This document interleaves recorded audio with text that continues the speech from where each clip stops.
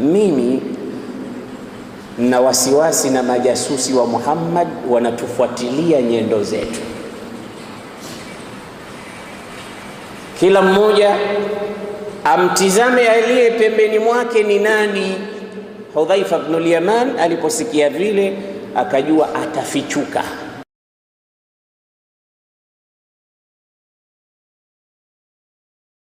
Tukiwa katika sira ya bwana mtume Muhammad, tulifikia sehemu kwamba mtume sallallahu alayhi wasallam yursilu Hudhaifa ibn al-Yaman limuhimmatin sa'ba. Amemtuma sahaba wake Hudhaifa ibn al-Yaman kwa ajili ya kazi ngumu, kazi ya kwenda kuleta habari katikati ya jeshi la maadui lililokuwa nje ya Mahandak, kazi ambayo mtume aliinadi akasema, man minkum yatini bi khabari alqaumi wa huwa rafiqi fil janna, ni nani kati yenu atakayeniletea habari zao hawa watu, na atakaye kwenda kuleta habari hizo atakuwa na mimi kesho peponi. Kitendo cha kuwa na mtume peponi sio kitendo kidogo, lakini kitendo cha kutonyanyuka mtu kiliashiria kwamba walikuwa katika wakati mgumu sana, kama ilivyosema Qur'an, idh ja'ukum min fawqikum wa min asfala minkum wa idh zaghatil absar wa balaghatil qulubul hanajir wa tadhunnuna billahi dhununa. Hata baada ya mtume kutangaza kwamba atakaye kwenda kuleta habari atakuwa pamoja naye peponi, hakunyanyuka mtu. Ina maana watu hawataki pepo. Kwa nini tunasali? Kwa nini wamemwamini mtume? Ndio maana Allah akasema watadhunnuna billahi dhununa. Lakini usiwafikirie vibaya, na hawa ni binadamu. Kuna watu wengine wanafikiria masahaba walikuwa ni malaika, au masahaba hawakosi, au masahaba hawana hofu katika nyoyo zao. Yote haya tunaonyeshwa kwamba na hawa walikuwa binadamu kama walivyo binadamu wengine, hufurahi, huhuzunika, huwa mashujaa wakati, hupata hofu wakati mwingine. Na vita vya Ahzab, ulama usira walikuwa wanasema ni ghazwatu a'sab, ni vita vya kisaikolojia, ni vita ambavyo viliwachanganya sana watu na vikawaathiri mpaka wakadhania kwamba huu ndo mwisho wetu. Bila shaka mtume anasema atakuwa nami peponi mtu atakayekwenda hasimami mtu. Kuna kazi hapo.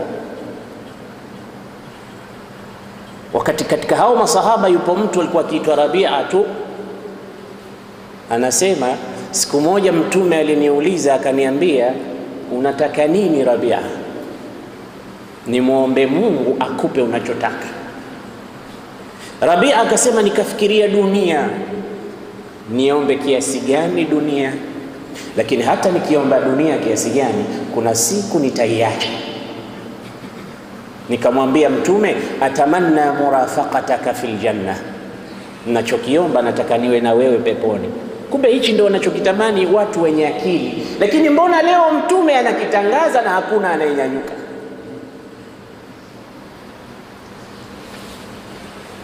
Mwisho ikabidi yeye mtume amtaji mtu kwa jina. Unajua nyie katika wanafunzi wangu hapa, nitakapomtaja mtu kwa jina, bwana njoo, hata kazi iwe ngumu sana ataona haya, tena ni mwalimu wangu, tena nisiponyanyuka tena nitaonekana mimi vipi na mbele ya watu. Na kisha nitaja Rasulullah akasema, Hudhaifa qum ya Hudhaifa, anasema falam yakun li bud, sikuwa na budi, lazima nisimame. Kisha nitaja nasema idhhab wa'tini bi khabari alqaumi, nenda kaniletee habari, kuna nini kule? Anasema faqumtu, nikanyanyuka, mwili unatetemeka kwa baridi, hofu imenitawala, Lakini mwanzo tu nilipofika kule nikaona baridi iliyokuwa huku ni sahali kuliko baridi iliyokuwa kule. Kule kuna baridi na upepo. Nikaanza kutafuta habari za watu wanaongea nini. Nikampata Abu Sufyan ambaye ndo alikuwa qaidul juyush. Amekoka moto, anatafuta joto kutoka katika moto, anafikicha mikono yake. Kitendo cha kufikicha mikono hivi ni kutafuta dafa katika viganja na mwili upate joto. Alafu mtu wa mara nyingine anapuliza katika viganja vyake, unaona joto. Lakini cha ajabu, wanasema ulama falsafa, mtu hupuliza viganja vyake apate joto kukiwa na baridi, lakini akiwa na chai ya moto pia anaipuliza ili ipate kuwa nini ile chai. Kama unapuliza viganja vyako vilivyo baridi upate joto, kwa nini unaipuliza chai moto ipate baridi? Sijui kama tunaelewana. Kitendo ni kile kile kimoja cha kupuliza ukapata joto, lakini kitendo kile kile, kwa nini unapuliza kilichokuwa moto ili kiwe baridi kinakuwa vice versa? Ni maumbile aliyoumba Mwenyezi Mungu Subhanahu wa Ta'ala. Anasema Abu Sufyan akawakusanya watu, halumu ilayya, halumu, njoni njoni. Watu wakasogea, sema liyanzura kullu minkum man huwa bijiwari, kila mmoja atizame pembeni mwake yupo nani. Fa ana la aslam, ana la aman jawasisa Muhammad, mimi na wasiwasi na majasusi wa Muhammad wanatufuatilia nyendo zetu. Kila mmoja amtizame aliye pembeni mwake ni nani. Hudhaifa ibn al-Yaman aliposikia vile akajua atafichuka, fabadara huwa, haraka haraka yeye akamkamata aliyekulia kwake, akauliza mani rajul, faqala Amr ibn al-As, wa akhadha man bi shimalihi faqala mani rajul, faqala Muawiyah ibn Abi Sufyan, faqala uskut, kambia basi nyamaza na wewe nyamaza.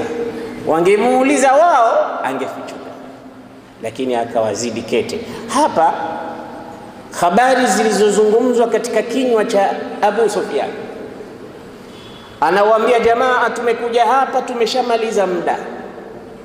Inna riha lam tatruk lana qidran illa aqla'at au naran illa atfa'atha, huu pepo huu haujatuachia kitu.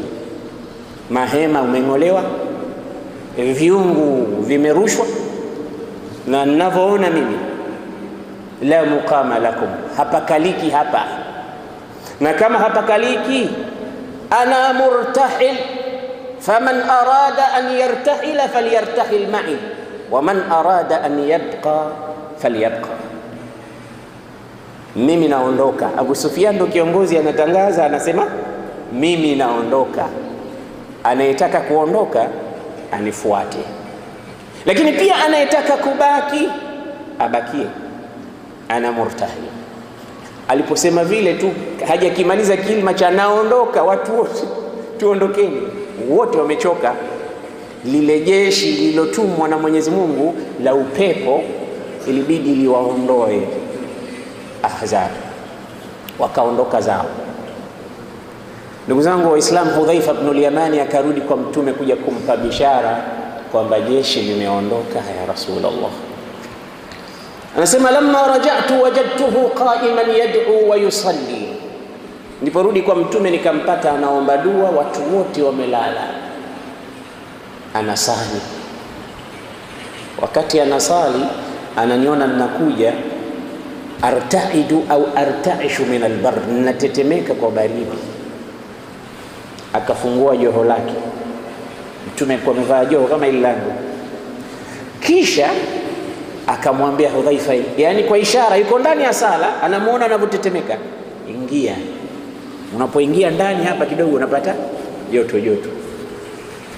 Akaingia mtume anasali, anaingia ndani ya joho la mtume Rasulullah, anarukuu, Hudhaifa yumo ndani. Angalia mapenzi ya mtume sallallahu alaihi wasallam. Anaitidali, Hudhaifa yumo ndani, anasujudu, Hudhaifa yumo ndani, mpaka akatoa salamu Rasulullah, akamwambia ya Hudhaifa, mal khabar, nipe habari, umeona nini huko? Asema ya Rasulullah, inna quraishan yartahilun, wanaondoka.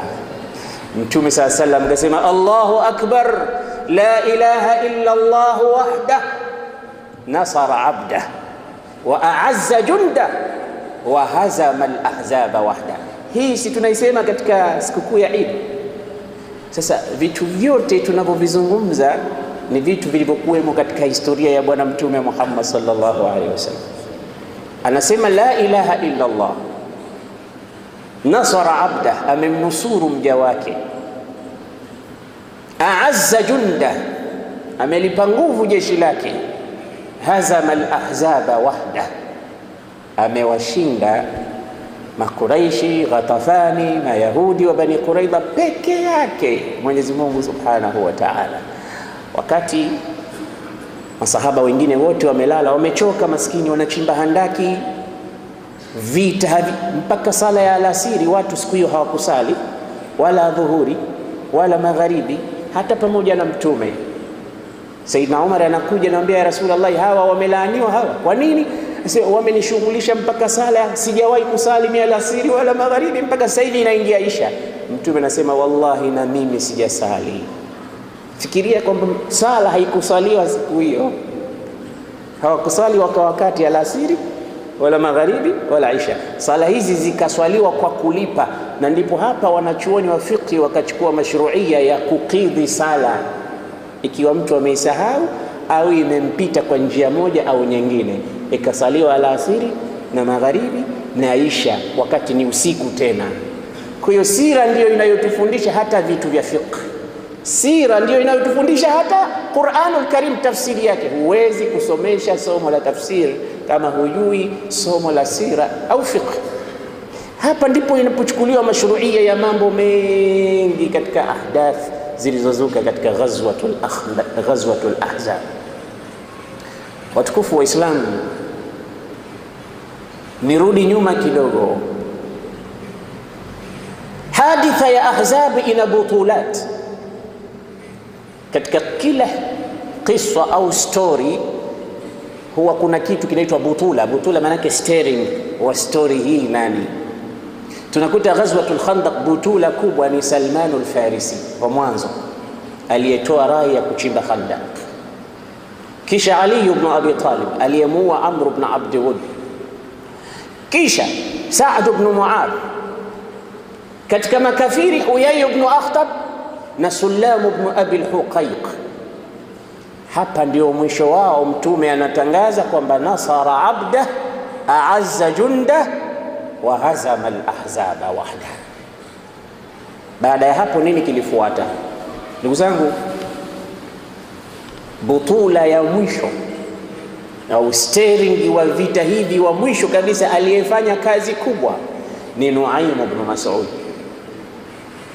aliyeingiza fitna kati ya wanajeshi wa kikafiri na Mayahudi mpaka vita vikavunjika, ikabidi waondoke. Nuaym ibn Mas'ud, mtu mmoja tu alisababisha vita vyote vikaharibika. Hii inaonyesha kwamba mmoja usimdharau. Mmoja anaweza akawa mmoja lakini akafanya mambo makubwa. Mara nyingine hata kikosi kizima cha timu huwa kinamtegemea mtu mmoja tu. Akikosekana yeye, timu yote inavunjika maanawia. Innal islama yunsaru bilwahid, Uislamu unaweza ukanusuriwa kwa mtu mmoja tu.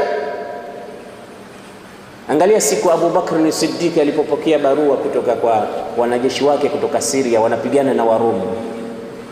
Khalid ibn al-Walid, uhodari wake wote, kasema hatupigani, lazima tutafute madada, nyongeza ya wanajeshi, wanajida kutoka kwa Abu Bakr. Kaandika barua, ya amira al-mu'minin, nguvu waliokuwa nayo Warum hapa hatutoiweza, tuletee nyongeza ya wanajeshi kutoka Madina.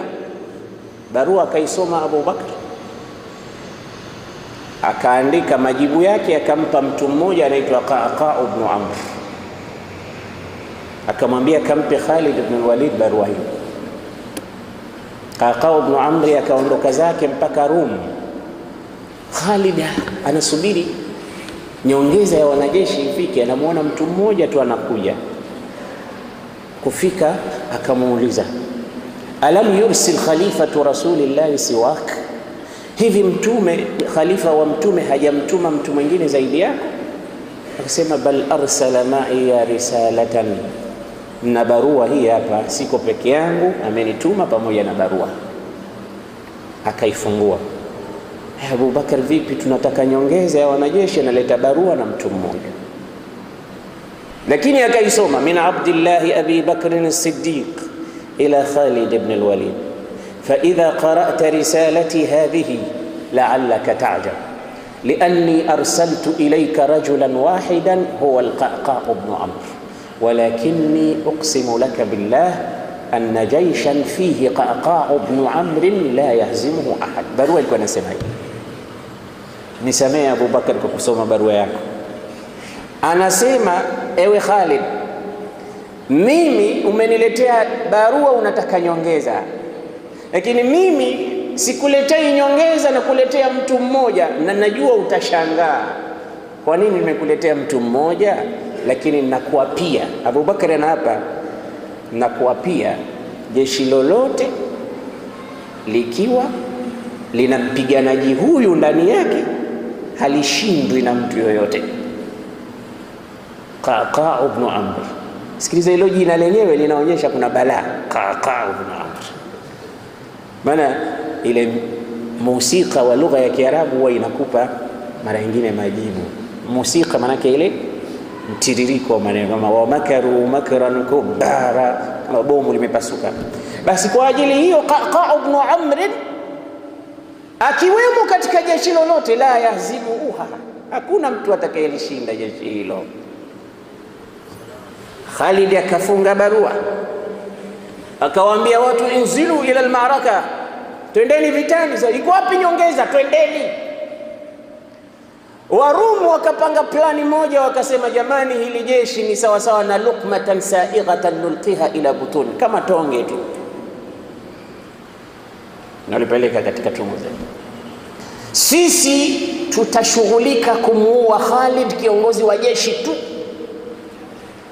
msishughulike na jeshi zima, shughulikeni na mtu mmoja tu. Fa idha qatalna Khalidan faqad kasabna al-ma'raka, tukishamuua Khalid tumeshinda, kwa sababu wakishamuona kiongozi wao tumemkata kichwa, wote watakimbia, msishughulishwe. Wakapanga plani nzuri, vipi watamuataka Khalid. Kila akiwashughulisha na upanga, anakuja mtu nyuma ya shingo yake, kabla hajarusha upanga au mkuki, Qaqa ibn Amr anamuai yeye, kama bodyguard wa Khalid. Vita bwana, walishinda Waislamu, walishinda. Katika Waislamu kulikuwa kuna watu, mtu mmoja tu alikuwa akipimwa kwa watu 1000, yani yeye mmoja ni sawa sawa na watu wangapi? 1000. Miongoni mwa hao ni Zubair ibn al-Awwam, Miqdad ibn Amr, Qaqa ibn Amr. Utafikiria yeye mmoja ni watu 1000. Kwa hiyo usimdharau mtu mmoja ukasema huyu mmoja atafanya nini. Angalia mmoja alivyofanya balaa, vita vya Ahzab vikamalizika. La ilaha illa Allah wahdahu nasara abdahu wa a'azza jundahu wa hazama al-ahzaba wahda. Takbiri zikapigwa wakati wamejua Waislamu kwamba Ahzabu wanaondoka zao. Kila pahala kuna dhikri, kulikuwa kuna mashairi. Yale mashairi yalikhafifisha namna ya uchimbaji wa mahandaki. Mashairi yalikhafifisha uzito wa kazi, na dhikri yalikhafifisha uzito wa kazi. Mashairi ni maneno, na maneno huchukuliwa maana yake, yakiwa mazuri ni mazuri, yakiwa mabaya ni mabaya. Watu ukaa tu sehemu fulani fulani wakaamua kufurahishana kwa mashairi, kama ilivyokuwa katika Khandaq. Na tukisoma historia tutakuta katika kila sehemu kuna mashairi. Si mtume alipoingia Madina alipokewa na mashairi, akasema tala albadru alaina min thaniyati alwada'i wajaba ash-shukru alaina ma da'a lillahi da'i. Ni mashairi, ni nyimbo. Anapokewa hivyo Rasulullah sallallahu alaihi wasallam, lakini wanasema nini katika nyimbo zao? Hata leo katika Waswahili tumezoea mtu akifurahi anaimba au anatoa mashairi, kama anajua basi kutoa mashairi. Mmoja katika wazee wangu mmoja ananipa kisa, anasema zamani watu walikuwa wanajua kuburudika. Katika vijiwe vya kahawa walikuwa wamekaa wa mahara, watu wa Yemen, Hadhrami na wengine. Sasa wanasema Kiswahili. Mmoja wao akatunga mashairi akasema ahlu sawahil biladuhum vanga. Unajua kikao na kunywa kahawa wamezunguka hivi, basi mara nyingine hakuna kusengenya mtu, lakini wanatoa mashairi ya kufurahishana. Ahlu sawahil nasema Waswahili, biladuhum vanga, miji yao inaitwa Vanga. Vanga kuna sehemu kule Kenya, ukivuka Horohoro kuna sehemu inaitwa Vanga. Basi sema ahlu sawahil biladuhum Vanga wa thiyabuhum kanga, miji yao inaitwa Vanga na nguo wanazozivaa zinaitwa kanga. Kanga si mnazijua? Angalia mtiririko wa mashairi hao, wenzake wanafurahi. Ahlu sawahil biladuhum Vanga, na miji yao inaitwa Vanga. Wa thiyabuhum kanga, na nguo zao ni kanga. Sasa wa shura'uhum tanga. Shura' ile ngarawa inakuwa na mlingoti, alafu kuna kitu kinaitwaje? Tanga. Kwa hiyo Kiarabu ni shura'. Sasa shura'uhum tanga, na mlingoti wao wanaita tanga. Kisha anasemaje? walamma yara al-arab yaqulu manga, na wakimwona Mwarabu wanasema manga. Mnaona mlivyofurahi? Kwani mashairi ni kitu gani? Mashairi ni kufurahishana. Sasa kwenye kwenye harusi, Bwana Mtume sallallahu alaihi wasallam alimuuliza Bibi Aisha, hamkuwa na mchezo wowote, mnampeleka tu kimya kimya biharusi wenu? Asema kwa nini ya Rasulullah? Kwani ilikuwa tuwe na mchezo tena harusi? Uislamu unaturuhusu vitu hivyo. Asema naam, mngempeleka mkachukua kidogo lahu manake pumbao, yani kitu cha kufurahi na kuburudika. Tufanyeje ya Rasulullah? Asema mngesema atainakum fahayyuna nuhayyikum laula dhahabu sabiku ma saminat laula alhintatu samura ma saminat adharikum. Mashairi Bwana Mtume anawafunza wanawake wa Kiislamu waimbe wakati wa harusi zao. Naam, waghani wao kwa wao, asiwe mwanamume anakatika mbele yao anamkamata huko. Hapana, sisi tunasema nyimbo zinazofurahisha, zinazomsifu biharusi, bwana harusi, zinazoeleza furaha, sio za matusi wala kutukana, kama mfano wa manga huyu alivyosema. Naam, ahlu sawahil biladuhum Vanga. Na mimi nimehifadhi haya kwa sababu yanafurahisha na wewe umefurahi. Thiyabuhum kanga, na wewe hifadhi, wengine utawafurahisha utakapokaa. Wa shura'uhum tanga walamma yara al-arab yaqul manga, na mengine mengi, lakini sitaki mcheke sana. Kwa ajili hiyo Mwenyezi Mungu Subhanahu wa Ta'ala ameleta fitra ya dini ya Uislamu. Tunajua kufurahi, tunajua kuhuzunika. Siku ya msiba unatakiwa uhuzunike, lakini kwa mipanga yake, kwa mipaka yake na dhawabit zake. Kwa hiyo al-Islamu yunsaru bil wahid, mtu mmoja tu anaweza akaleta mabadiliko, mmoja tu. Sayyiduna Muhammad sallallahu alayhi wasallam akaondoka na jeshi lake, wanakwenda zao kupumzika. Wanasema masahaba, wallahi wengine hawakufika majumbani, kanu yanamuna ala sikak, wanalala barabarani kwa uchovu uliowapata. Alhamdulillah, Ahzabu wameondoka, tumepumua. mtu analala kabla hajafika kwake. Tasawwar walikuwa wamechoka kiasi gani sahaba wa Mtume. Bibi Aisha anasema wallahi, siku moja Mtume alirudi nyumbani wakati watu wanachimba mahandaki kuja kupumzika kidogo. Fawadaa ra'sahu ala hijri, akaweka kichwa chake katika mapaja yangu, na ilikuwa ni kawaida yake Mtume kufanya hivyo kabla hajalala. Angalia uhusiano wa mtu na mkewe. Sijui wewe kama unafanya hivyo nyumbani kwako. Kama ufanyi hivyo leo, nenda ukafanya. Lakini baada ya Ramadhani, baada ya kufutari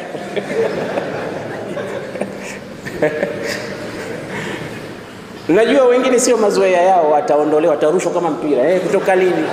Kwa sababu haya mambo hakuna. Ukisoma sira utaona yamo. Lakini watu kusoma wanafikiria kila kitu kutoka magharibi, wameleta wazungu nini. Mtume, Bibi Aisha anasema wada rasahu ala hijri, alikuwa anafanya hivyo kabla hajalala kidogo, anaweka kichwa chake katika mapaja yake, na Bibi Aisha akikichezea kichwa chake, mara nyingine akimchana nywele zake. Hata alikuwa katika itikafu katika hijri ndani ya msikiti, kuna mahala panaitwa istiwanatu sarir, vile viguzo vilivyokuwemo katika msikiti wa Mtume, vile viguzo vyote vina majina. Kuna istiwanatul haras, istiwanatu sarir, istiwanatul wufud, istiwanatu alquran, zote zile zina kisa. Sasa istiwanatu sarir, Mtume alikuwa akiletewa kitanda hasa pale akilala, na Bibi Aisha akimchana nywele zake radhiyallahu ta'ala anha. Hii ndio ilaqatu zawjiyya, uhusiano wa mtu na mkewe. Na anasema akaeka kichwa chake kwenye mapaja yangu, fasami'tu minhu ghatitan, nikamsikia Mtume sauti. Hajawahi Bi Aisha kumsikia Mtume akilala anatoa sauti. Hii sauti ni ishara ya kwamba mtu amechoka sana. Hata wewe ukichoka sana, hata kama si kawaida yako kukoroma wakati wa kulala, utasikia mtu anakoroma, ujue amechoka taabani.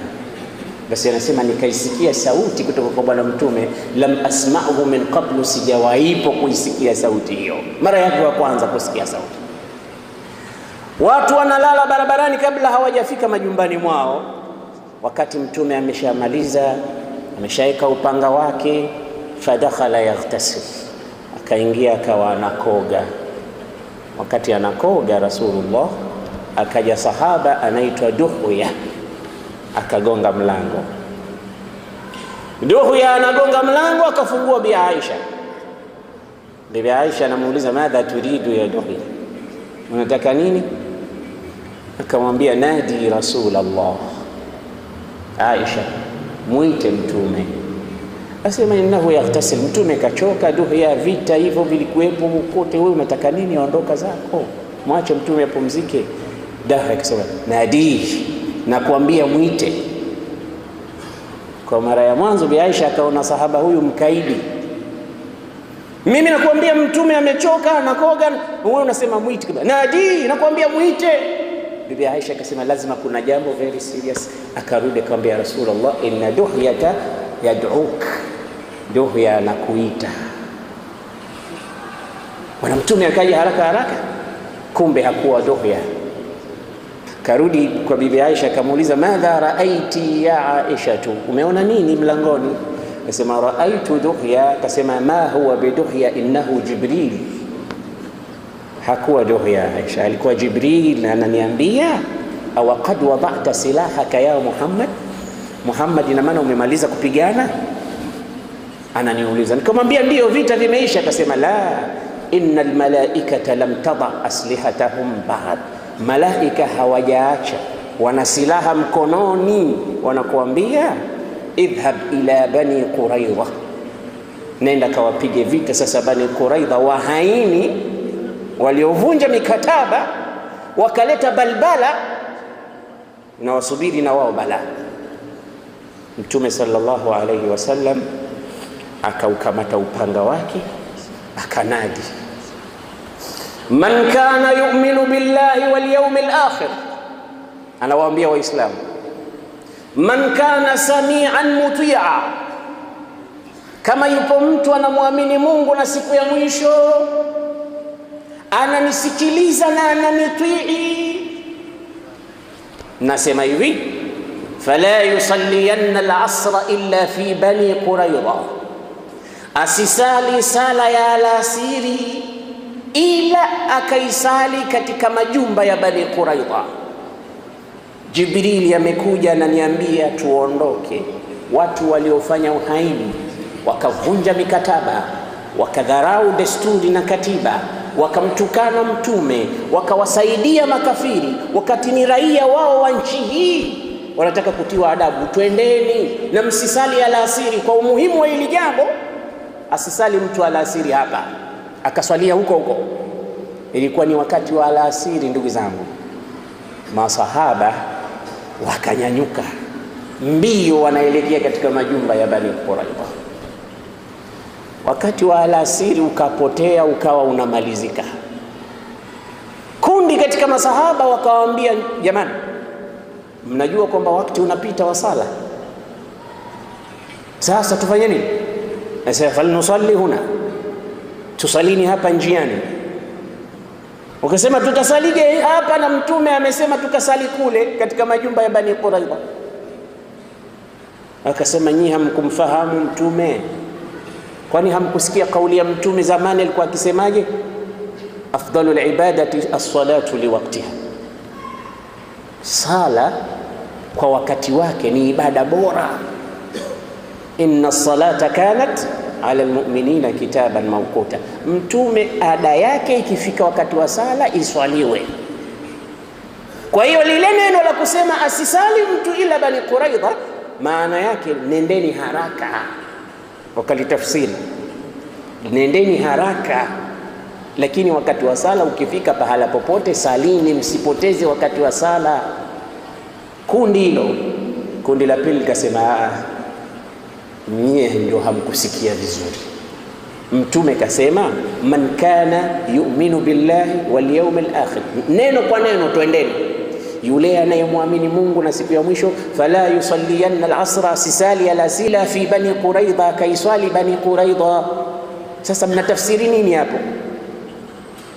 Yakawa makundi mawili. Kundi likaamua kusali njiani, kundi likasema hatusali sisi, tutasali kule kule alikosema mtume.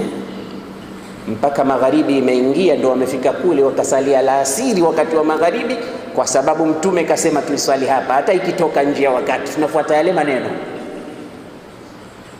Sasa hii ni vita vya Khandaq kweli, lakini hapa ndipo walipochukua wanachuoni wote ijtihadati na ikhtilafu, kwamba kumbe zinatokea hata wakati wa mtume mwenyewe yupo. Kama kuna watu walikuwa hawakupaswa kukhitalifiana, basi ni masahaba. Hawakupaswa kukhitalifiana kama ingelikuwa hivyo, kwa sababu mtume yuko pamoja nao, lakini nao pia walikhitalifiana tena mbele ya mtume. Sikwambii sisi huku sijui karne ya ngapi, lakini ile karne bora pia walikhitalifiana, kwa sababu maneno yatakaposemwa tu watu huanza kuyatafsiri. Mara nyingine unaweza ukasema neno kwa njia nzuri kabisa, lakini wenye kutafsiri wakakutafsiri vibaya. Jamaa huyo anapenda kutukana, ndio nini alivyosema maneno haya. Unaona, kwa sababu wewe mwenyewe una tafsiri zako. Mimi nimesema neno sahihi, wewe umeligeuza, unacheza na maneno. Hii ni kawaida ya maneno. Na mara nyingine maneno, hata lugha ya Kiarabu kuna kitu kinaitwa haqiqa wal majaz. Al-haqiqa wal majaz, hakika ya kitu na majaz. Unapopita ukasema raaitu asadan ala al-minbari yakhtub, nimemuona simba juu ya kiriri anazungumza. Haya maneno ni majaz, simba hasemi. Kwa hiyo haya ndio yanachukuliwa tafsiri. Haya unaweza ukaleta tafsiri kwamba kamaona mtu shujaa akisema sauti yake na namna alivyokuwa kama simba, ndio majazi. Lakini maneno pia ya kawaida mara nyingine watu huyatafsiri kama maneno haya. Watu wameyatafsiri kwamba mtume lengo lake watu wasiende kwa uvivu, waende haraka. Kwa hiyo sisi tumefanya hivyo, kusali huku njiani, kwa sababu lengo la mtume hapendi sala itupwe wakati wake. Wale wakasema hapana, sisi tutachukua kauli ile ile dhahiri yake, nyinyi mmechukua batini na undani wake, sisi tunachukua dhahiri yake. Kwa hiyo hadithi zote za Mtume na Qur'ani na nusus ziko aina hii. Ukiona watu wanakhtalifiana kwa sababu kuna watu wamechukua dhahirun nas, vifungu dhahir, na wengine wamechukua batinun nas, undani wa kifungu chenyewe.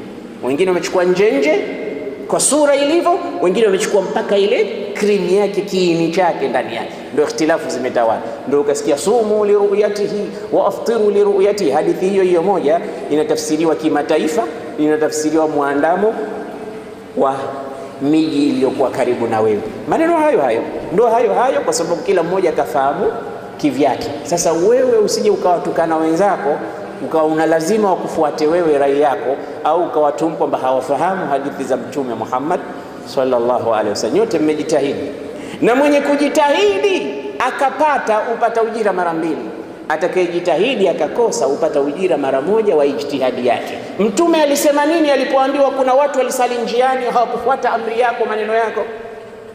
Na alisema nini alipoambiwa watu hawakusali alasiri kwa wakati kwa maneno yako, wamekuja kusali magharibi?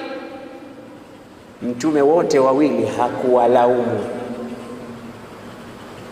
Wanasema falam ya'naf lam yalum ar-rasulu haulai wala haula. Hakusema nyie kwa nini mkasali njiani, wala hakuambia wale kwa nini nyie mkapitiliza mpaka ikafika hata magharibi. Hakulaumu kundi katika makundi haya, kuonyesha kwamba nyote mko sawa. Nyinyi mmechukua dhahiri ya neno, wale wamechukua batini ya neno, na nyote wawili mmesibu. Na hivi ndivyo zilivyokuwa ikhtilafu kwa wakati wa masahaba. Ikhtilafu, ndugu zangu, ni kitu cha kitabia katika maumbile ya Mungu. Wa minal jibali judadun bidun wa humrun mukhtalifun alwan. Majabali kuna rangi nyekundu na nyeusi na nyeupe, wa gharabibu sud, na mengine meusi sana. Yote ni maumbile haya. Wa minan nasi wad-dawabi wal-an'ami mukhtalifun alwan. Na pia katika watu na viumbe vingine kama wanyama na mimea pia imekhtalifiana rangi zake. Huu ni uumbaji wa Mwenyezi Mungu. Hata malaika walikhtalifiana, sio mimi na wewe tu tukakhtalifiana, malaika pia walikhtalifiana. Yule mtu aliyeua watu 99 alipoona amechoka kuua, akataka kurudi kwa Mola wake, kenda kwa mtu alim, shekhe, akamuuliza shekhe, na kuuliza laqad qataltu 99 au 99 nafsa, nimeua watu 99, hal min tauba, je naweza nikakubaliwa toba yangu? Akasema la, tena ondoka nisije nikalaaniwa pamoja na wewe.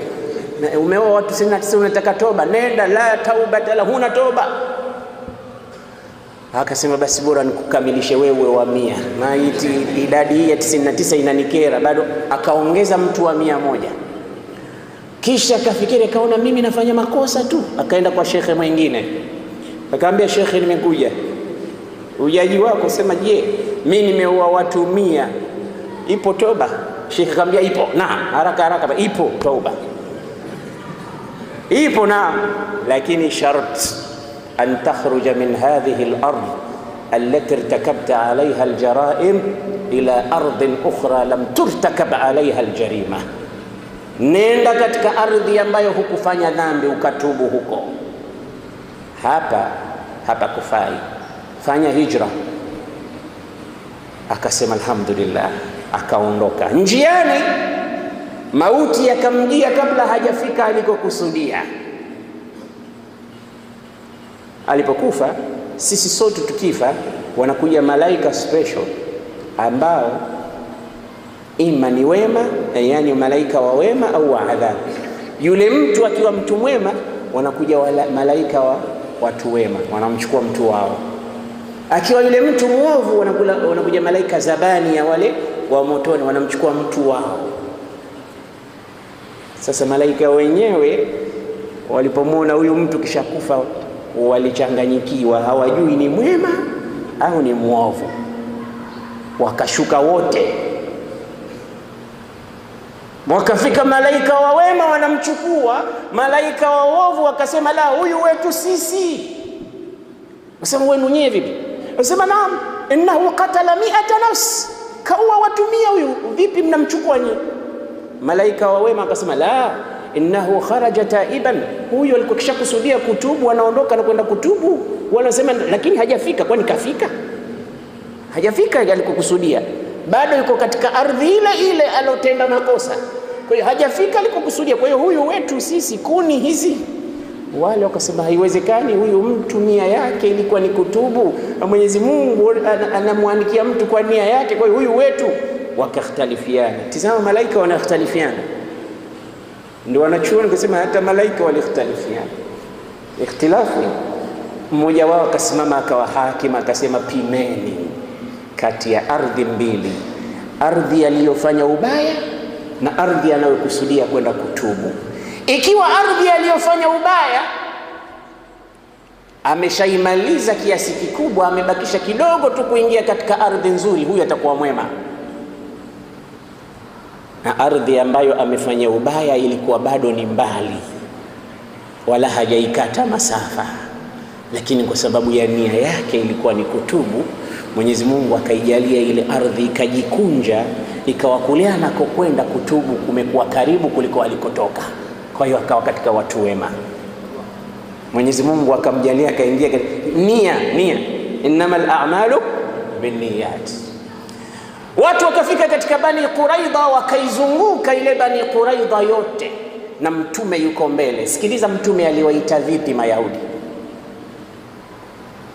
Ya ikhwata alqiradata walkhanazir.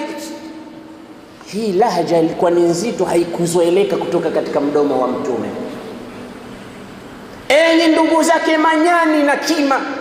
Anawaita nani? Yahud Bani Quraidha. Mtume alikuwa ni karim katika akhlaq. Lam yakun la'anan, hakuwa mtu wa kulaani watu, wala sababan, wala hakuwa mtu wa kutukana, wala hakuwa mtume wa kutoa maneno machafu, fahashan abada. Hakuwa analani wala akiapiza watu wala kutukana watu. Leo kipi kilichomfanya mtume atoe kauli nzito hii? Sema ya ikhwata alqiradata walkhanazir, enyi ndugu wa kima na nyani.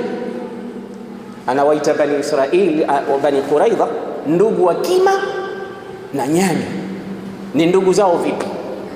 walaqad alimtum alladhina atadaw minkum fi as-sabti faqulna lahum kunu qiradatan khasirin. Bani Israili waliambiwa siku ya Jumamosi itukuzeni, kama vile sisi ambavyo tumeambiwa siku ya Ijumaa ni siku bora kwetu. Sasa Jumamosi msiende kuvua. Sasa Mungu akajalia ile siku ya Jumamosi ndo samaki wengi wanakuja. Ikifika Jumapili wanahama, na wao ndo wanakwenda zao kuvua. Siku ambayo kwamba wao ndo wanakwenda zao kupumzika, samaki wanakuja. Ndo Mungu anakupa mtihani. Sasa msiende kuvua. Wakasema lazima tukavue. Wakategesha nyavu zao zile, wakaenda siku ya Jumamosi ile, hawakurudi nyumbani. Wakarudi wakiwa wamebadilishwa sura zao, sura za kima na manyani. Wakarudi majumbani mwao kuwafuata watoto wao. Watoto wanakimbia, vipi wazee wetu wamekuwa manyani? Imekuwaje? Kwa sababu ya kukaidi amri ya Mwenyezi Mungu ya kwenda kuvua siku ya Jumamosi. Kwa hiyo tendo hili ilikuwa kama wamekuwa relative wao hao, kwa sababu ni Mayahudi hao. Leo mtume anawanasibisha na wale walivyokuwa nao wanakhiana mpaka kwa Mungu, kama walivyotufanyia khiana hawa. Ya ikhwatal qiradata wal khanazir, enyi ndugu wa kima na manyani. Wale kusema ya Muhammad anta halimun, Muhammad wewe ni mtu mpole, hatukuzoea maneno kama hayo kutuambia. Mpole? Nyinyi mlikuwa mnakusudia kufanya nini? Mtume hapa ameshapata masomo mengi nyuma huko. Kuna Waislamu 6 walikwenda kusomesha dini, njiani wakavamiwa wakachinjwa wote. Kuna wengine walikuja kabila fulani wakaombea mtume tupe watu wakatusomeshe dini, wakapewa watu 70 waliohifadhi Qur'ani, kufika njiani wakawageuka wakawaua wote. Hizi zote zilitokea khiana. Sasa mtume anapokuwa kidogo na huruma na watu watamchezea. Ndio kuna msemo unasema la takun raqaban fatusar wala takun yabisan fatuksar. Usiwe maji watakukamua, wala usiwe mkavu watakuvunja. Ukiwa maji watakukamua, na ukiwa mkavu watakuvunja. Kuwa neutral, wabtaghi baina dhalika sabila, kuwa baina. Ikifika wakati wa ukweli fanya ukweli, wakati wa mzaha kuwa na mzaha, wakati wa ukweli wa ghadhabu wa hasira wa kuchukua action, chukua action. Mtume kweli alikuwa halimu, lakini hakuwa na mchezo kwa watu wanafiki na watu wa khaini. Hapa anaonyesha hasira zake, sauti tu anasema ndugu wa kima na manyani, atatufanya nini huyu akitukamata? Muhammad umekuwa mpole siku zote, anasema hakuna upole kwa watu waliovunja mikataba na kufanya ukhaini kwa jamaa zao. Tanziluna fi hukmi, kuanzia leo nataka nyote mushuke katika hukumu yangu, nifanye ninavyotaka kwenu, ni wahukumu kwa kitendo mlichokifanya. Wale wakaona hatukubali, tushike katika hukumu yake, kwa sababu mtu ile maneno tu alozungumza yanaashiria kwamba kinachokuja baadaye si chema. Katuita watoto wa manyani, akituhukumu atatuhukumu vipi huyu? Wasema hatukubali, hatushuki katika hukumu yako. Walikuwa watu 700, wote wana silaha na wana uwezo. Mtume SAW akasema kama hamkubali sawa, wazungukeni. Wakazungukwa na Waislamu, siku ya kwanza, siku ya pili, siku ya tatu. Sira inasema walizungukwa pia siku 24, wakawa hawatoki nje mpaka wakafika pahala wakashauriana, tufanye nini? Hali imekuwa nzito, Muhammad huyu mwisho atatupiga. Kiongozi wao mkubwa anaitwa Ka'b ibn Asad akawaambia, njoni niwaambie, aqtarihu lakum 3, nakupeni mambo matatu, chukueni moja katika mambo matatu haya. Tupe la kwanza, sema imma an tadhhabu ilayhi wa tusaddiquhu wa tu'minu bihi fa innakum ta'lamuna annahu nabiy. La kwanza, jamani, msidanganye, nyinyi mnajua kwamba Muhammad ni mtume kweli. Kwa hiyo tuondokeni twende tukasilimu mbele yake. Tukisilimu tumeokoka. Innahu la yaqtulu ashaba, Muhammad haui wafuasi wake. Kwa hiyo nyote mkitaka rai hii ya kwanza, tunatambua tunampinga tu, lakini tunajua kwamba ni mtume kweli, twendeni tukasilimu mbele yake. Tukisilimu tumeokoka. Wale wakasema wallahi hatuachi Taurati wala hatumwachi mtume Musa tukabadilisha mtu mwingine, hatuchezei kwenda kumwamini Muhammad, tutabakia Mayahudi Uislamu wake. Watu waliosilimu wachache sana katika Uislamu, historia inashuhudia. Katika Mayahudi ni wachache wanahesabika, kina Abdullah ibn Salam na wenzake, kina Tamim ad-Dari, ni wachache wanahesabika. Hatutoki sisi katika dini yetu tuache Taurati tufuate Qur'an, abada. Tupe la pili, nasema la pili, linadhbah haula'i al-atfala wan-nisa, kila mmoja akamate mkewe amchinje, akamate na wanawe awachinje, kisha tutoke kwa panga zetu tumkabili Muhammad na jeshi lake. Akituua hatutoacha kitu huku nyuma cha kudhalilika kizazi, hatuna mke wala mtoto. Lakini tukimmaliza yeye, watoto wanatafutwa bwana, na wake wapotele, tutakwenda kuoa. Angalia rai zao. Sasa mnasemaje kuhusu hiyo? Nasema wewe umekuwa na wazimu. Ma dhambu haula'i al-atfal, hawa maskini watoto wadogo tuwachinje, wana makosa gani? tupe la tatu.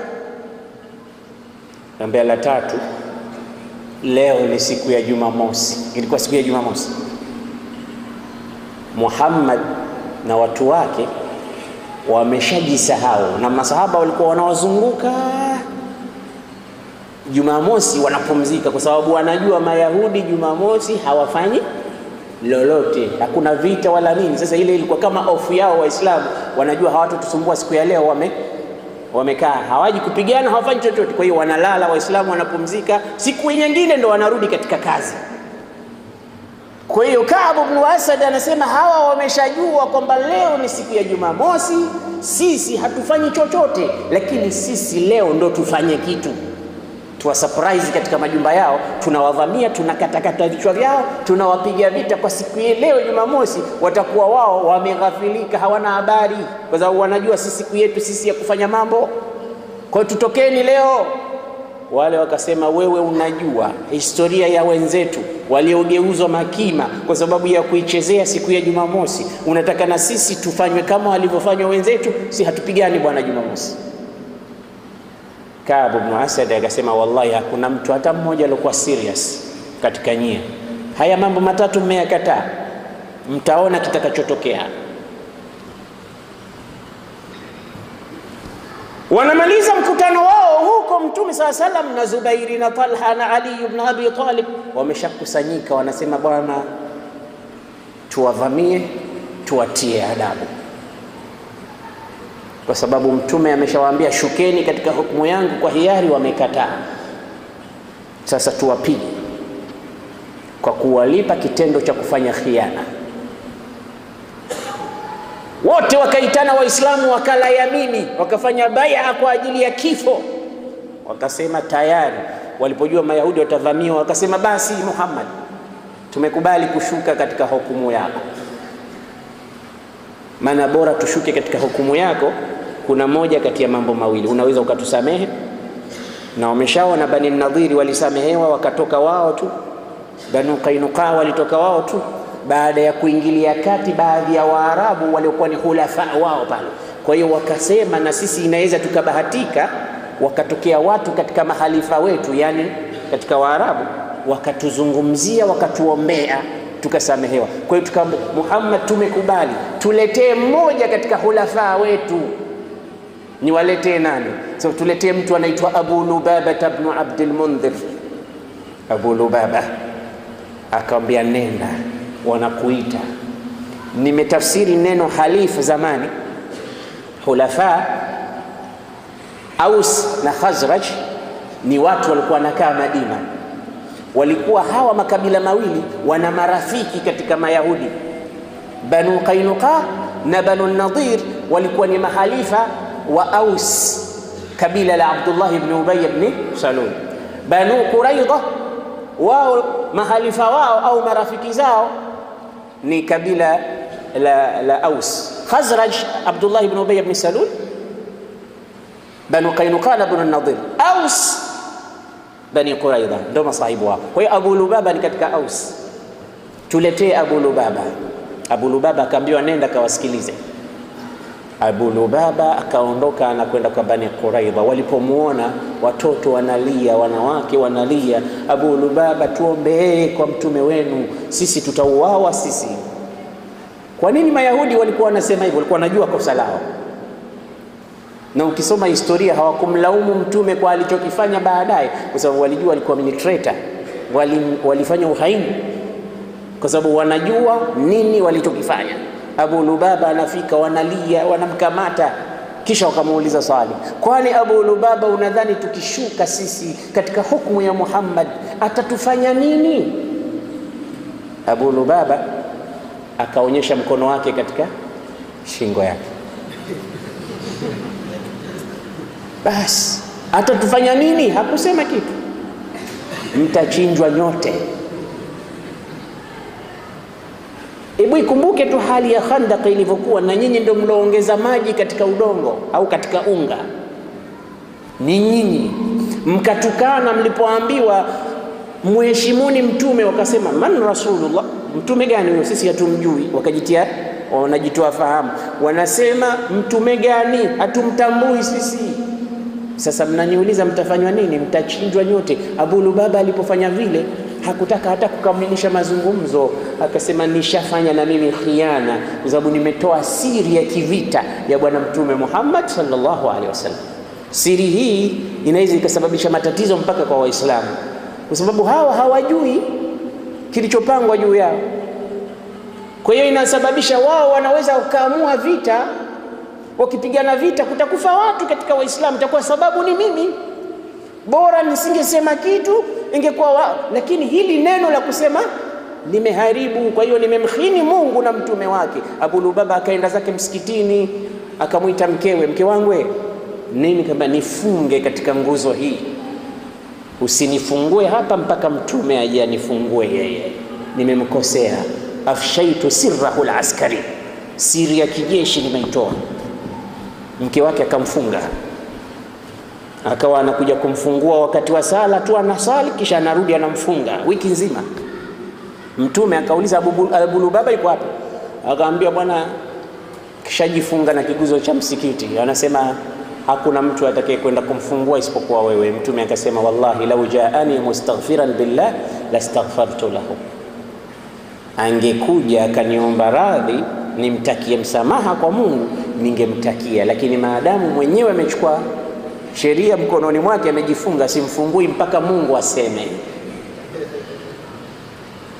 Pale pale Abu Lubaba akabakia katika kiguzo bimuddati 7 au 6 ayyam au 10 ayyam, yupo pale tu, anafunguliwa kusali, akikidhi haja anarudi mahbus, mpaka ulipofika wakati zikashuka aya wa akharuna minhum khalatu amalan salihan wa akhara sayyi'a asa Allahu an yatuba alayhim inna Allaha ghafurur rahim, katika suratul Ahzab. Kisha katika sura nyingine akisema ya ayyuhalladhina amanu la takhunu Allaha wa rasulahu wa takhunu amanatikum لا تخونوا الله والرسول وتخونوا أماناتكم وأنتم تعلمون.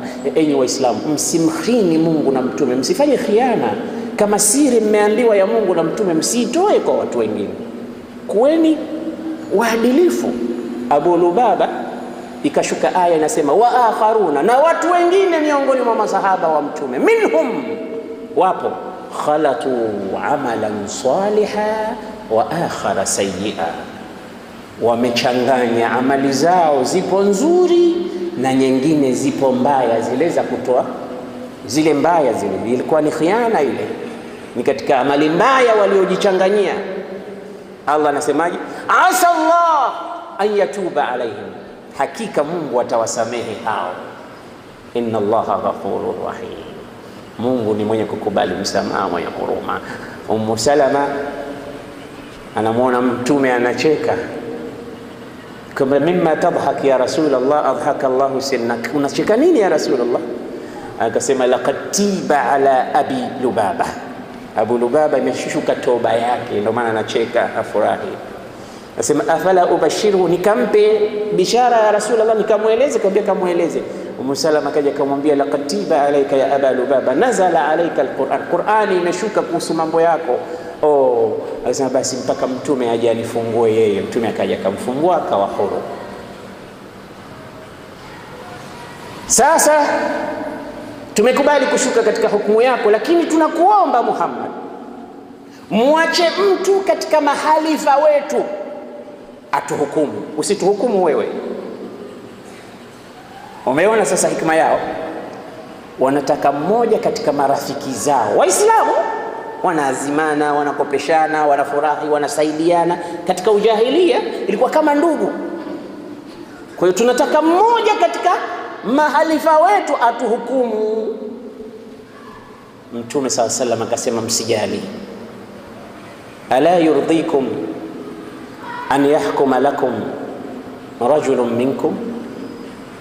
Mtume alipokamatwa na Waarabu wale Ansar, mahalifa wao wanasema ya Rasulullah, wahurumie mahalifa wetu Mayahudi, ni ndugu zetu hawa, kuwa na huruma nao, wape hukumu kidogo hafifu kama ulivyofanya kwa mahalifa wao wenzetu Banu Nadhir na Banu Qainuqa, ahsin ila mawalina ya Rasulullah. Mtume akasema msijali, ala yasurrukum an yahkuma lakum rajulun min indikum, mtamtoa mmoja katika nyinyi awahukumu hao, mnataka hivyo? Akasema naam ya Rasulullah. Akasema basi mleteni Saad ibn Muadh. Saad ibn Muadh katika makabila hayo ya Aus, ambaye ni halifa, na ndio maana mtume alimtuma siku ile akaambia nenda kafanya observation, nasikia Banu Quraidha wamevunja mikataba. Sasa kamtuma Saad ibn Muadh kwa sababu wanajua huyu ni halifa wao, ni katika marafiki zao, kaleti habari kuna nini. Akaenda wakamtukana, akamwambia Saad, wewe na babako nyote nendeni katika jahannam, hatumjui sisi Muhammad. Wakachana mikataba. Saad akataka kupigana nao, Saad ibn Ubada akamwambia achana nao, kuna zaidi ya ngumi hawa kupigana nao, twende. Wakarudi kwa mtume. Sasa hivi ndio Saad ibn Muadh ndiye atakayewa hukumu. Saad yuko wapi ndugu zangu? Saad wakati wa vita vya Khandaq alikuwa amevaa nguo ya kivita inaitwa dir'i. Hii dir'i ilikuwa imepasuka, imechanika katika kisugudi. Pale kwenye kisugudi kuna mtu anaitwa Ibn al-Ariqa katika makafiri, alikuwa hodari sharpshooter, akamrushia mkuki ukamvunja pale palipokuwa na kiraka, ndo mshale uliingia pale, akavunjika mkono Saad, jeraha lake akablidi sana mpaka ikawa anakosa nguvu. Akabebwa akapelekwa katika hospitali ya bibi mmoja akiitwa Rufaida. Huyu ni mwanamke wa kwanza nasi, awwalu tabiba fil Islam, mwanamke wa kwanza wa Kiislamu aliyekuwa akiwatibu. Na hii inaonyesha ishara kwamba mwanamke pia anaweza akawatibu wanaume.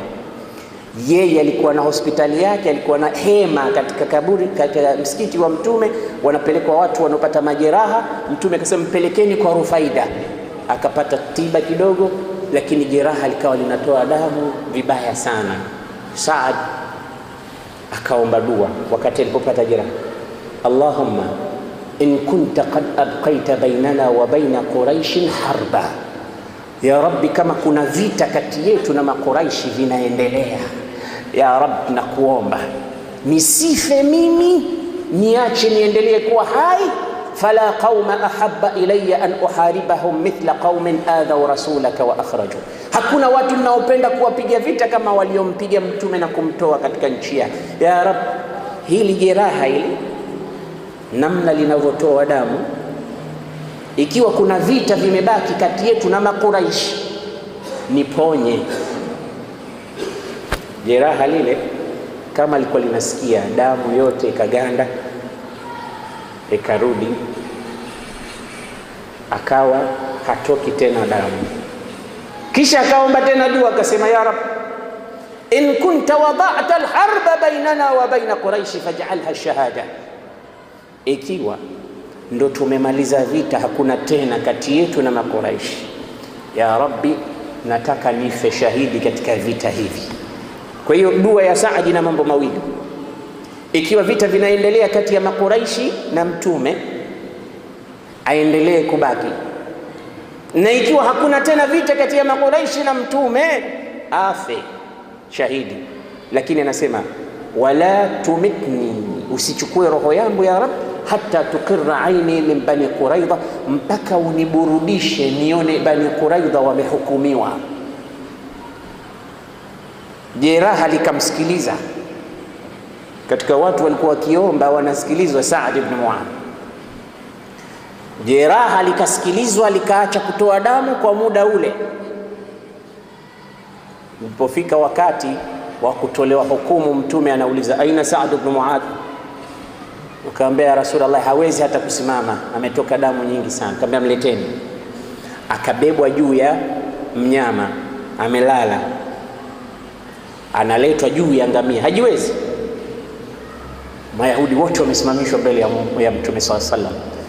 Saad analetwa, wote wanaompitia Saad juu ya ngamia ya punda yule wanamwambia, ya Saad, nafasi hii umepewa na mtume, ahsin ila mawalik, watendee vizuri marafiki zetu, usije ukahukumu kasia. Saad anaitikia naam.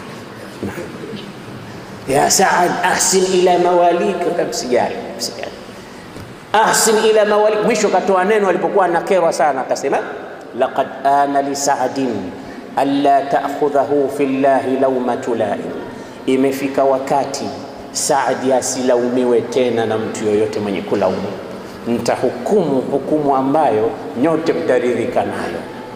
Akawatizama ndugu zake Ansar katika Aus, akawauliza, je, hukumu itaridhiwa na hawa? Wakasema naam. Akawatizama Muhajirin, je, hukumu itaridhiwa na hawa? Wakasema naam. Akawatizama Bani Quraidha wote, wa ala man hahuna, na nyie mtaridhika? Wakasema naam. Alafu akamtizama Mtume mwisho, na wewe ya Rasulullah utaridhika? Akasema naam. Sasa natoa hukumu. Sasa hapo kama mtu ana pressure, kama ana salasul baul, kuna ugonjwa unaitwa salasul baul, ile haja ndogo inatoka bila ya mpango, wote wanasikiliza mbele ya Saad. Saad anasema ahkum alaihim, na wahukumu hawa wote, an yuktala rijalu, wanaume wote wauawe, watusba al-amwal wadharari wan-nisa, watoto na wanawake na mali zao zote zitakuwa ngawira ya Waislamu. Mtume akasema laqad hakamta bihukmi Allahi min sab'i at-tibaq, ewe Saad, umehukumu hukumu aliyohukumu Mungu kutoka katika juu ya mbingu saba. Ka'b ibn Asad akamwambia, sikukuambieni nilikupeni mambo matatu mmeyakataa? Mtu wetu mwenyewe ndo anatuhukumu hivi, lakini tutafanya nini? Tumeyataka wenyewe. Alituambia Nuaim ibn Mas'ud.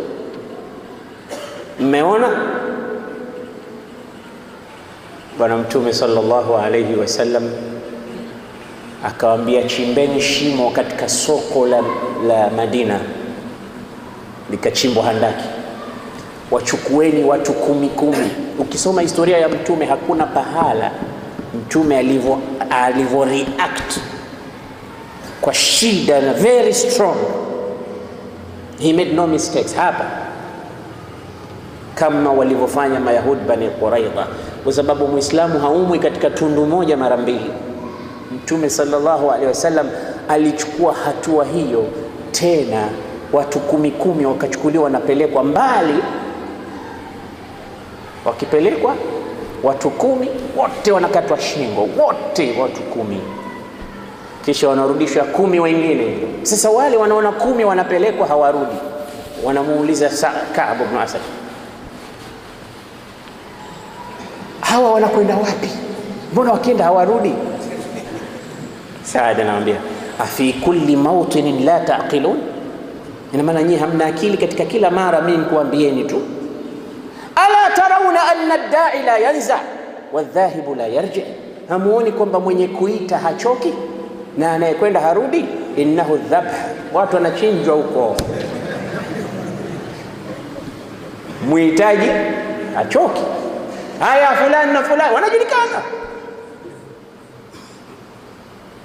Kuna mmoja anakwenda anapelekwa, akatokezea katika Waislamu, kaambia, ya Rasulullah, huyu asiuawe, huyu anaitwa Zubair, ni Yahudi anaitwa Zubair, asiuawe huyu ya Rasulullah. Kwa nini asiuawe? Asema, huyu nilipokuwa katika zama za ujahilia, huyu nilikuwa mtumwa, akaniacha huru, alinifanyia favor ya Rasulullah, na kuomba kwa kitendo hichi alichokifanya leo nimlipe, nipe mimi huyu asiuawe. Akasema basi mchukue. Akapewa. Akamwambia, bwana, nimekusaidia, nakumbuka fadhila, uliniacha huru wakati fulani, na leo nakuacha huru, usiuawe hapa. Anasema, sikubali mpaka uniachie huru na mke wangu na watoto wangu. Akiwa bwana akaenda kwa Mtume, ya Rasulullah, yule bwana anadai anataka na mkewe na watoto wake, na kuomba nipe watoto wake pia na mke wake. Akamwambia, wachukue. Wakachukuliwa pia watoto wake na mke wake. Akamwambia, tayari nimekuombea watoto wako na mkeo pia tayari. Akamwambia, sawa, lakini nikuulize swali. Aina Huyay ibn Akhtab? Yuko wapi Huyay ibn Akhtab? Huyay ibn Akhtab ni yule katika Bani Nadir ambaye alikuja kumconvince Ka'b ibn Asad kwamba njoo tushirikiane tummalize Muhammad. Yule alimwahidi Huyai ibn Akhtab kwamba nakuahidi hata lolote litakalotokea mimi nitakuwa pamoja na wewe. Kwa hiyo Ahzab walipoondoka, Huyai ibn Akhtab alibakia. Angalia, anatekeleza ahadi yake kwa Ka'b ibn Asad kwamba litakalokupata wewe litanipata na mimi. Na Huyai ibn Akhtab aliuawa pahala hapa na Ka'b ibn Asad. Kwa hiyo yule bwana anauliza, yuko wapi Ka'b ibn Asad? Akamwambia kishauawa. Yuko wapi Huyai ibn Akhtab? Kishauawa. Hawa ndio bwana wakubwa wa Kiyahudi wameuawa. Asema na mimi maadamu hawa wamekufa wote sitaki hata uniache huru, niache na mimi nikauawe. Kwa nini? Anasema wallahi naenda peponi na hawa. Myahudi anasema naenda peponi na hawa. Abu Bakr as-Siddiq asema mwacheni aende motoni na hao. Hakuna pepo ya wamemkaidi Mtume Muhammad sallallahu alayhi wasallam. Vitu hivi vikaendelea, wakamalizika wote Mayahudi. Mwenyezi Mungu Subhanahu wa Ta'ala akateremsha aya hizi. Sura ndo za mwisho, tuzisome aya hizi tumalize darasa. Mwenyezi Mungu Subhanahu wa Ta'ala anasema laqad kana lakum fi rasulillahi uswatun hasana, katika suratul Ahzab. liman kana yarju Allaha wal yawmal akhir wa dhakara Allaha kathira فلما رأى المؤمنون الأحزاب قالوا هذا ما وعدنا الله ورسوله وصدق الله ورسوله وما زادهم إلا إيمانا وتسليما. Waumini walipoona makundi ya Ahzab yanaondoka, walisema hiki ndicho alichotuahidi Mungu na mtume wake. Na Mungu na mtume wake wamesema ukweli kwamba vumilieni, mwisho mtashinda, tumeshinda. Kisha anasemaje? waraddallahu alladhina kafaru bighayzihim lam yanalu khaira wa kafa Allahu almu'minina alqital wa kana Allahu qawiyan aziza. Akawarudisha Mwenyezi Mungu makafiri na hasira zao, hawakupata kheri yoyote. Akawatosha Mwenyezi Mungu waumini, hakukuwa na vita, wakarudi. Mwenyezi Mungu ni mwenye nguvu na mshindi. wa anzala alladhina dhaharuhum min ahli alkitabi min sayasihim, na akawashusha Mayahudi hawa. Sasa aya hizi zinawahusu Bani Quraidha. wa anzala alladhina dhaharuhum, akawateremsha wale waliowasaidia Makuraish min ahli alkitab, katika watu wa kitabu Mayahudi. min sayasihim, akawashusha na kuwatoa kutoka katika ngome zao. wa qadhafa fi qulubihim ar-ru'b, akatia katika nyoyo zao babaiko na hofu. fariqan taqtuluna wa ta'siruna fariqa, ikawa katika hao Mayahudi kundi mnaliua na kundi mnaliteka. Ndio vile vile alivyohukumu nani? Saad ibn Muadh, yuqtal ar-rijal wa tusba al-amwal wad-dharari, taqtuluna fariqan wa ta'siruna fariqa wa awrathakum, Mungu akakupeni nyinyi, akakurithisheni nyinyi diyarahum, majumba yao, wa awrathakum ardhahum wa diyarahum wa amwalahum wa diyaran wa ardhan lam tatauha, Mungu akakurithisheni nyie ardhi zao, majumba yao na mali yao, na ardhi nyingine ambayo hamjaikanyaga ikawa yote milki yenu. wa kana Allahu ala kulli shay'in qadira, na Mwenyezi Mungu juu ya kila kitu ni muweza. Aya zikamaliza. Mwenyezi Mungu Subhanahu wa Ta'ala, Saad ibn Muadh ameshataka lile aliloliomba, akasema ya Rab, sasa hivi nimeshaona kwamba kati yetu na Makuraishi hakuna vita, na macho yangu na moyo wangu umekwisha kutulia juu ya Bani Quraidha. Sasa ya Rabbi, hili jeraha liache litumbuke. Pale pale likatumbuka tena, damu ikatoka, akafa Saad ibn Muadh kutokana na hili. Analisemesha donda lake linamuitikia. Hawa ndo mawali. Sulafa bintu Saad, mwanamke huyu, alipomwona Asim ibn Thabit anaua, anafanya balaa katika vita vya Uhud, alisema yeyote atakayeniletea kichwa cha Asim bin Thabit nitakijaza dhahabu kichwa hiki iwe mali yake, alafu kichwa hicho nitakichukua mimi, kazi yangu nitakuwa na kunywa pombe, glasi yangu ni kichwa cha Asim bin Thabit kwa sababu amewaua jamaa zangu. Basi watu walikuwa wanamtafuta kwa udi na uvumba Asim bin Thabit, wakate kichwa tu wakapate dhahabu wakampe Sulafa. Na siku miongoni mwa siku katika wale watu 6 waliotumwa na Mtume, Asim bin Thabit alikuwepo, Zaid ibn Dathinna na alikuwepo Khubayb ibn Adi na Muhammad ibn Tariq, wote walikuwepo. Thabit ibn Asim au Asim bin Thabit aliuawa. Baada ya kuuawa watu wakasahau kwamba Sulafa alisema nini. Baada ya muda wakakumbuka, mbona tumekiacha kichwa chake, Sulafa anakihitaji. Wakaenda wanataka kukikata kichwa, wakaja nyuki wakauhami mwili wake, wameuzunguka mwili wote nyuki, hakuna mtu aliyeweza kusogea. Kila nyuki wanawatoa mbio, kichwa hakikatiki. Baadaye wakasema tuache, usiku nyuki wanalala, twendeni usiku. Wakafika usiku, walipoamua kwenda tukukanyesha mvua kubwa sana, mvua ambayo iliuchukua mwili wa Asim bin Thabit. Hawakuuona wala hawakujua umezikwa wapi, mpaka leo hajulikana Asim bin Thabit alizikwa wapi. Ndio maana watu wanasema ni mzikwa wa Mwenyezi Mungu Subhanahu wa Ta'ala. Kwa nini? Kichwa tu kisichezewe, kichwa kinahifadhi Qur'an, kichwa kinampenda Mtume, kinamtaja Mwenyezi Mungu. Mtu fulani tu akanywe pombe ndani ya kichwa cha mtu huyu, Mungu atamwacha? Nyuki walikwenda, mvua ilikuja, yote anaitikia dua yake, kwa sababu Asim bin Thabit aliomba dua akasema, ya Rab, usimsaliti kafiri kunichezea mwili wangu hata kama nimekufa. Na Mungu akaitikia dua yake. Saad ibn Muadh na yeye anasema, kama hakuna tena vita nichukue, kama bado vimebaki vita. Na hii ni ishara kwamba hakutokuwa tena na vita kati ya Waislamu na Makuraish, kwa sababu dua yake anasema, ikiwa hakuna tena vita ya Rab, nataka nife. Ikiwa vipo vita niache nipigane na hawa watu bado. Akafa. Siku ya kufa kwake Mtume alitangaza akasema, ihtazza arshur rahman limauti Saad. Leo arshi ya Mungu imetikisika kwa kifo cha Saad, inalia, imetikisika kwa kifo chake. Watu walipokuja kubeba jeneza yake kwenda kumzika, wanasema, ya Rasulullah, kama hamna mtu katika jeneza, mbona ni hafifu? Wakasema, msishangae, wamekuja malaika kutoka mbinguni ndio wanaobeba jeneza ya Saad.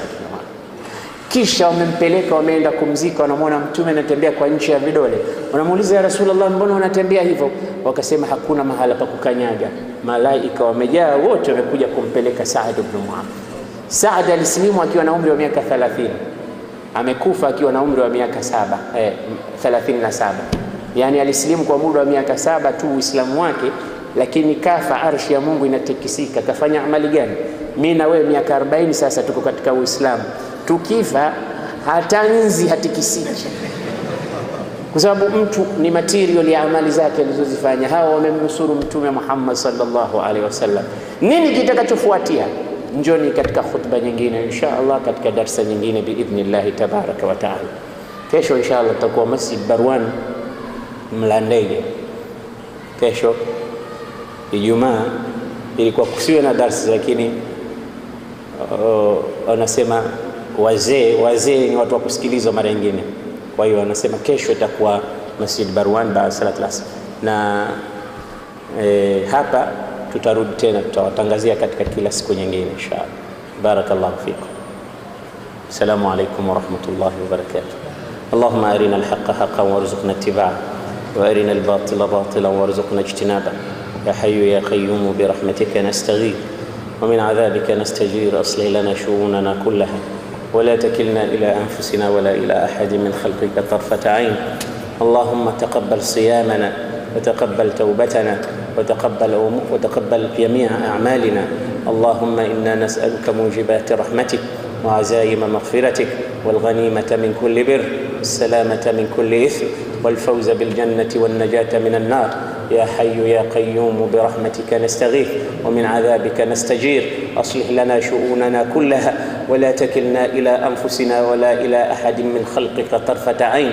اللهم يا رب الأرباب، اللهم يا ولي الصائمين، اللهم يا أرحم الراحمين، يا أكرم الأكرمين ويا أجود الأجودين، ويا سلام سلمنا والمسلمين.